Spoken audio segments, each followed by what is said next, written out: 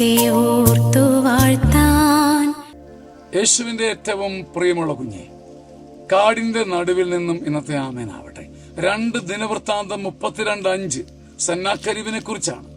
നിശ്ചയദാർഢ്യത്തോടെ അവൻ പ്രവർത്തിച്ചു, പൊളിഞ്ഞുകിടക്കുന്ന മതിലിന്റെ കേടുപാടുകൾ അവൻ തീർത്തു, അവയുടെ മുകളിൽ ഗോപുരങ്ങൾ പണിതുയർത്തി, അതിന് ചുറ്റും ഒരു കോട്ട കൂടി കെട്ടി.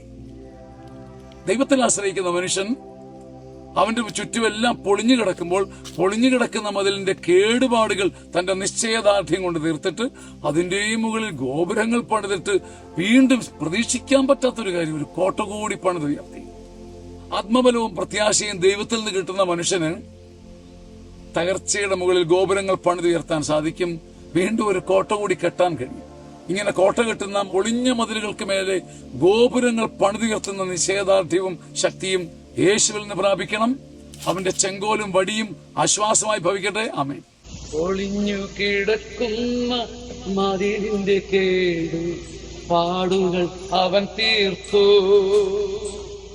അവയുടെ മുകളിൽ മിന്നുന്ന നല്ല ഗോപുരം അവൻ തീർത്തു. ആദീനു ചുറ്റും ബലമുള്ളതാ കോട്ടയും പണിതുയർത്തി. ആദീനു ചുറ്റും ബലമുള്ളതാം കോട്ടയും പണിതുയർത്തി.